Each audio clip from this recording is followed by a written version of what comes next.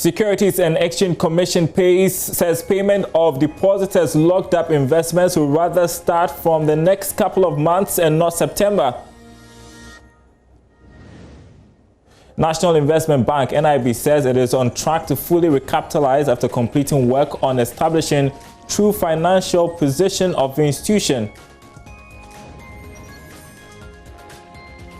And Ghana Airports Company makes loss in excess of 500 million cedis during period of airport closure.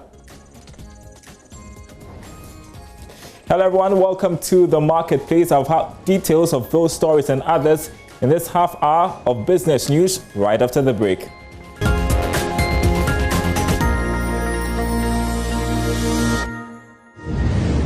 Welcome back. The Securities and Exchange Commission says payment of depositors' locked up investments will rather start from the next couple of months and not September this month, as earlier disclosed in a statement. Deputy Director Paul Abebio, however, says the Commission will launch the payment program this month. The payment plan will, however, be in twofold: cash and bond, which will mature over a period. The Commission says it cannot pay customers of Black Shield Capital Management Limited, formerly Gold Coast Fund Management, because of the current legal litigation. I understand the difficulty of the customers. We really appreciate the suffering that people are going through in these difficult times.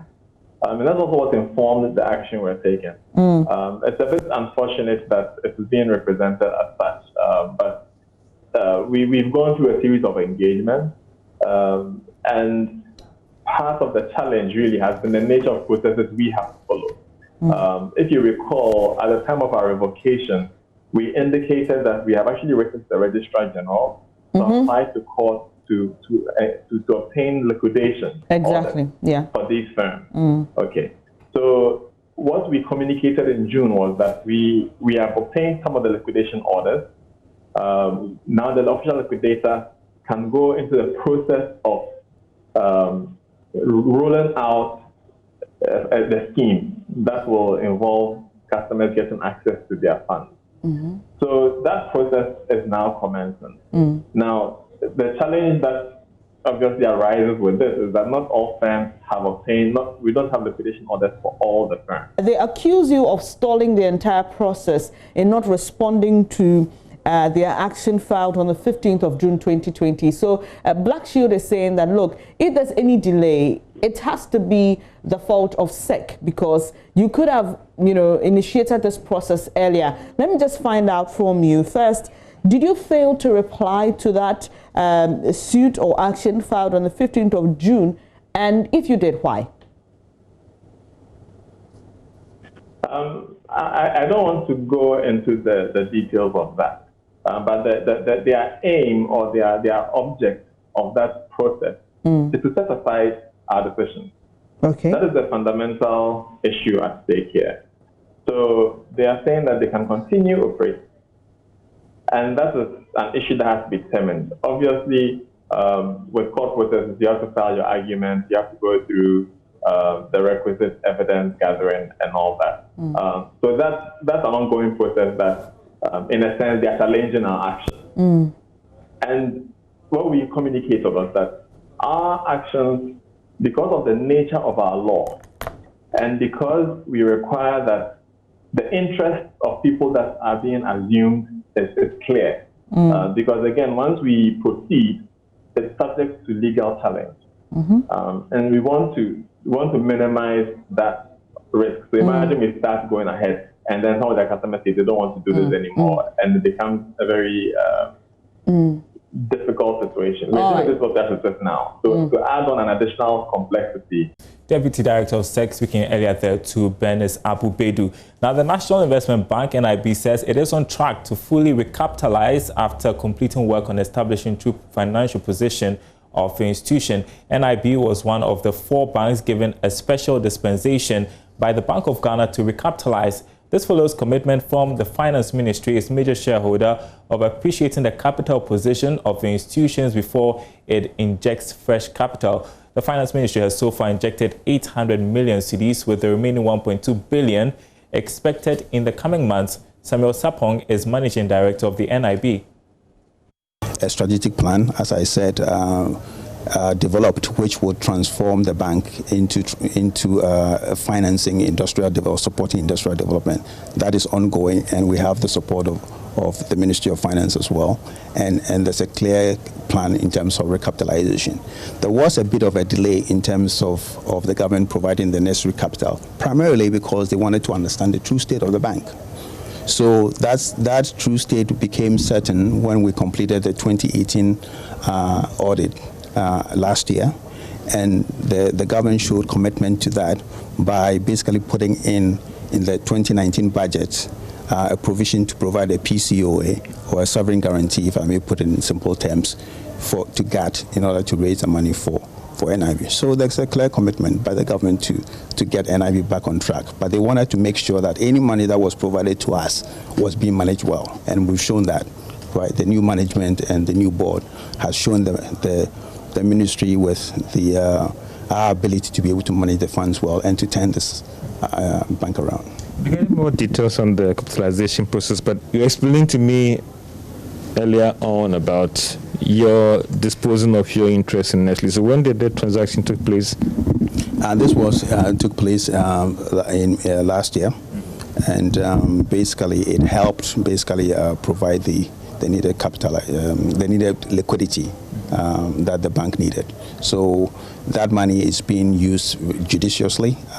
Today, we're able to meet all customer obligations. We don't have issues in terms of meeting customer obligations at all. And not at all. It's been made clear. I think there's been some misconception in terms of the role of the National Development Bank.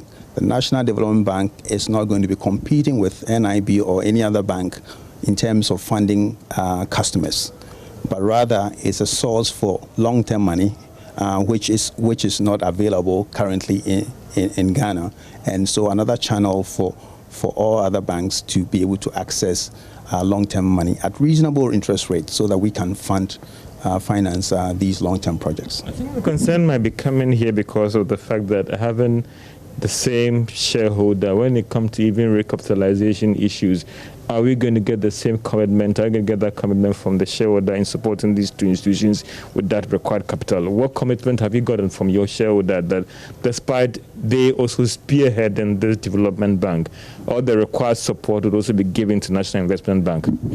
We have been working over the past year with the Ministry of Finance in terms of the recapitalization of NIB, and they've shown commitment to that. As you recall, they facilitated the Nestle transaction, which basically allowed us to sell our Nestle shares to the government in exchange for about 500 million to improve the liquidity of the bank. There's an option to buy back those shares. So although the ministry holds it at the moment or owns the shares, there's an option as NIB's situation improves, we will buy back those the shares. In addition, recently we've had an 800 million injection, which was a bond, and we are in the process of converting the bond over the next 2 months into equity, because as you know, about 5% of the shares are held by minority shareholders. So we have to go through a rights issue in order to be able to convert that into equity. Now, the Petroleum Commission says adequate steps are being taken to ensure oil-producing companies report the right quantities of oil they drill so Ghana is not cheated. Responding to questions before Parliament's Public Accounts Committee, CEO of the Commission, Egbe Febo Jr., explained his office is working with the Ghana Standards Authority to ensure monitoring meters record accurate figures. Joseph Opoku Gapo is following that committee sitting for us. He joins us with some more updates. So reporting the right quantities of oil produced, that has been one of the major questions being asked the PC boss. Tell us more. And so Egbert Fable has been responding to questions about what is being done to ensure that Ghana is not shortchanged as far as the amount of oil that oil companies report have been produced, and for that matter, how much revenue the nation actually makes. He says there's been a lot of work that's been ongoing with the Ghana Standards Authority in order to double-check the said meters that monitor the quantity of petroleum that's coming off the ground, and all of that is part of the necessary efforts to ensure that the nation is not shortchanged. That's not the only entity that has been appearing before the Public Accounts Committee. The Ghana National Petroleum Corporation has also been appearing And there's been questions to them about how come they've spent a lot of money on things like helping with the celebration of the Ochinhene's 20th anniversary, as well as investing money in supporting the Rebecca Foundation and even donating money to the Ghana National Petroleum Corporation. All of that to the tune of more than 4 million Ghana cedis that members of the Parliament Public Accounts Committee think was not dispersed appropriately. But they've been indicating that this is something that's done by the foundation, not exactly by the commission, the corporation itself, and that they were all done using the right processes and procedures. So these two agencies are the main agencies that's been appearing before the Public Accounts Committee today. All right, Joseph Opoku-Gakpo, thank you very much for that update from Parliament, where the Public Accounts Committee has been sitting today. Moving to the aviation sector, Aviation Minister Kofi Adda says the Ghana Airports Company made a loss in excess of 500 million cedis following the closure of the country's airports. Speaking with Evans Mess on PM Express, he expressed gratitude to the company for not laying off any staff despite the negative impact. We've shut the airport since March. Correct. That is huge. That will leave a huge revenue hole in your pocket, but invariably I pocket, that's my pocket as well, because of course this is a huge revenue. We took a loan to build and expand. Yes. How much of a hole is there since March? Oh, it's been a big hole. It's been over 500 million cedis that we've experienced. 500 million cedis? Yes, yes. Over the period since March? Yes. That we've lost? Yes. It's a lot. It's been a lot. We counted all the passengers who would have paid their air passenger service charge. We counted all the aircraft that would have paid for the landing fees and overflight fees and things like that. So all that has accumulated to quite a significant amount of money. How much of an impact is that going to have on your operations going forward? Well, it's already had on our operations. We've been constrained in so many ways. All the administrative expenses and the operational revenue that we needed to be able to pay for those costs. We've gone without that. We've had to stagger the way that workers come to work, except when we get emergency flights. Really don't bring all of them on board. So it's been quite a hefty hit on us. But I must say that the two agencies, Civil Aviation and Airport Company, have done quite well, not laying anybody off. We maintain them, the salaries that they've been earning. We thank the government for having come up for the support. It's a bailout that was arranged by the Minister of Finance through CBG, and that's what they access to try and keep us going. Indeed, we hope that, not that we hope, but we thought we'd go through this problem towards the end of the year. But as we know now, we're hoping by end of September we'll see some revenue coming in good numbers. I need to ask this, was this whole a factor in reopening? I'm not sure I understand you. Because you were bleeding cash. I'm just wondering whether in making the decision to reopen. We're compelled. Yes. Because, no. The health and the protocols and how ready we are to contain the virus. The financial considerations were not in it? Oh, that we cannot put against the lives of Ghanaians. Mr. Adda also expressed the country's readiness to welcome flights after 4 months of closing the country's largest airport to the outside world. The reopening comes on the back of recommendations from health experts to contain any import of COVID-19. Say that indeed the flights are not scheduled to start coming exactly 1 minute after midnight. The earliest flight we're going to have is probably 1 p.m. in the afternoon. 1 p.m. That's tomorrow afternoon. What flight do you expect? That's a charter flight. I think that's Tolo, and then the next one will be TAP, which is the Portuguese airline. That'll be about 2 p.m. A lot has been going on for the past several weeks. The planning took place. The design came up. Procurement of equipment, installation, all that has gone on over the last several weeks. The last 2 weeks have been intensive. 24 hours, 7 days a week. We've done that for at least 2 weeks. It's a very serious exercise, and this is about the health and safety of Ghanaians, and we're trying to make sure that we don't miss anything in getting any patient to carry the virus to Ghana. So we have to make sure we test everything accurately, precisely, before we allow them to the country. It has been accurately done. When you come up to the Terminal 3 arrival, we've got some the arrival section has been divided into two. There's a north wing and a south wing, all on Terminal 3. And then we have about 35, we have 35 booths down south, 35 up north, where we can have 35 people sitting in each of those booths. It takes just about 2 minutes to get a sample out of them. And then there's a runner who carries the sample to the testing lab, will be done. By that time, the passenger would have disembarked and gone down the escalator, ready to approach the port health officials, and then move on further to immigration before they come out and pick up their baggage. All that should happen within a matter of about 15, 30 minutes maximum. All right, I want to take you next to the beach town of Busia in the western region, where residents are hailing the decision to reopen the country's international airport. The small town, which is a hotbed for tourists mainly from America and Europe, has had its local economy badly hit since airport closures in March. Here's Justice Beidou's report. Felix Bentum is not sure what the future holds now. He had built a company that used to connect tourists who wanted to volunteer in Ghana. In under 5 years, he had brought over 500 people from all over the world to work and holiday in the beach town of Busia, where he has lived all his life. I had to send back all the volunteers I had from the UK in March because as at when the virus was starting to rise, the parents and the families of the volunteers were a bit like paranoid, and then everyone was calling, and so I had to send them back home. I had about 120 bookings for this year, only in the UK. So like it was going to be a very like big boost for the project and then the program as well, and it's also going to boost the economy of the village as well.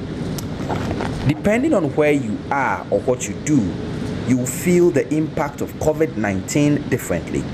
But this small town, one that largely survives on the thousands of tourists who come here every day, was brutally hit when borders were shut.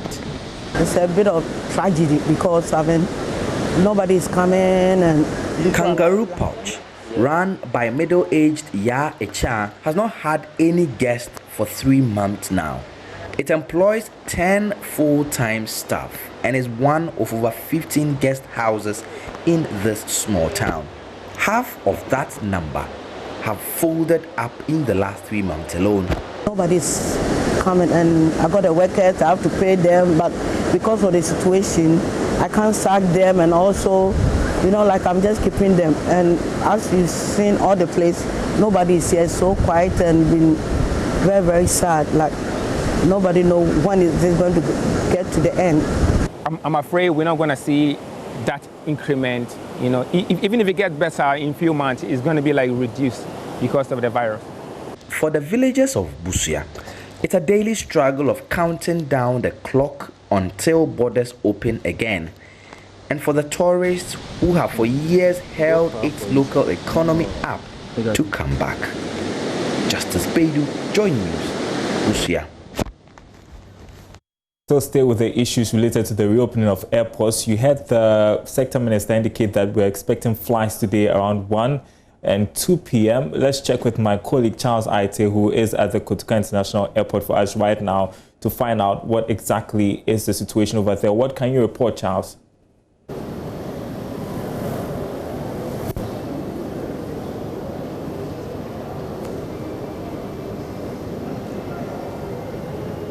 Charles, can you hear me? If you can, tell us what the situation is at the Kotoka International Airport this afternoon.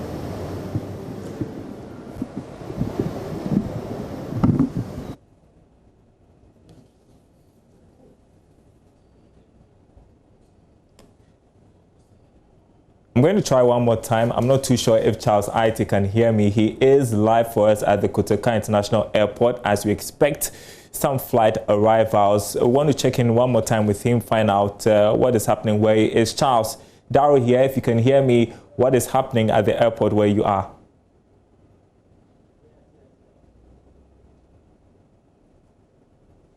So currently at the arrival section, you can see on the screen notice there, 3 international flights we're expecting in any moment from now. We're expecting from Luanda, we're expecting from Amsterdam, as well as Lisbon, all within the time frame of 14:30 GMT. It's very crucial. When most of these guys come in, all of them come in, they're expected to go through the PCR testing. Already we do know that this is going to cost so much money. It's raised so much concerns, but this is the instruction for now. If you could pan around to see how the entire mood of the entire place is, you could see people seated around waiting for their friends and family to come over so they could meet them from these 3 specific countries of origin. Also, we are picking currently, Daryl, that most of the Customs Division are about to have an emergency meeting to ascertain the security protocol this particular afternoon. We're expecting a message from the CEO of the airport company, Yao Kwakwa, who says that he's currently here to ensure that everything runs smoothly between now and the days ahead. He's pressed on information for now, but we're expecting word from him at this particular moment. Daryl. Just compare what you see right now at the Kotoka International to previously. What has changed?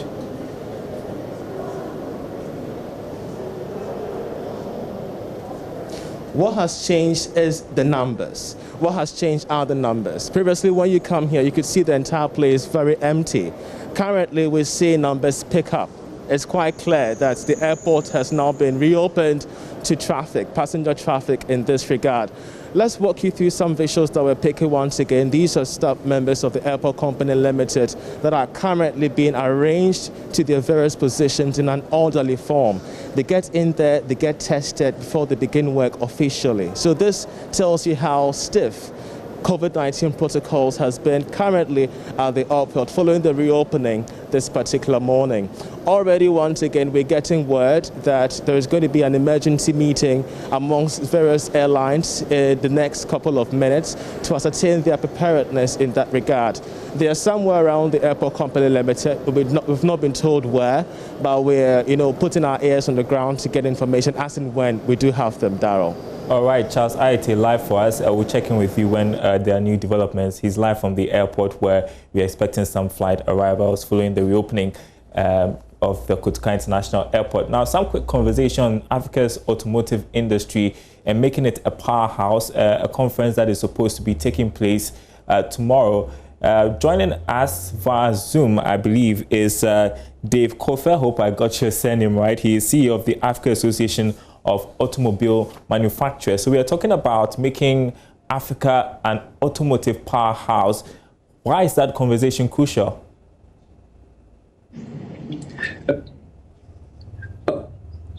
Good afternoon. Can you hear me clearly? Loud and clear. Thank you very much for this time. And so if you just look at Africa and you look at the motorization rate on the continent, there are 42 vehicles per 1,000 people on the continent, whereas you compare that to the world average, there's 182 vehicles per 1,000 people. So there's a massive opportunity to develop an automotive industry. And when one does that effectively, you bring a lot of skilled jobs into the industry. It's a high-tech industry. It takes a lot of investment, and it can contribute significantly to economic growth. So there's a major opportunity in Africa to develop an automotive industry, and there are certain obstacles that one has to overcome to get that right. Mind sharing some of the obstacles with us? Sure. So the first is, how does one create demand in the auto industry in Africa? The big issue is affordable financing. So we need to introduce affordable vehicle asset-based financing, and it needs the collaboration between the finance sector, the vehicle manufacturers, and government to get that right. The next issue is second-hand vehicles. So there's more than 80% of vehicles in Africa sold are second-hand vehicles, and not all those vehicles are safe. And it's very important to ensure that vehicles coming into Africa are roadworthy. And that's crucial. And then the other key component is the political will to introduce such a policy, because some tough decisions have to be made around second-hand vehicles, and obviously legislating the requirements to allow the industry to work. So those are the key issues. Okay, and so we are going to be looking forward to this virtual forum by the African Association of Automotive Manufacturers and presented by Deloitte as well. Thank you so much, Dave Kofi. Hopefully sometime in the future we can talk about how Ghana can take advantage of support from global brands in trying to build our automotive sector. Thanks very much indeed. And that's the marketplace.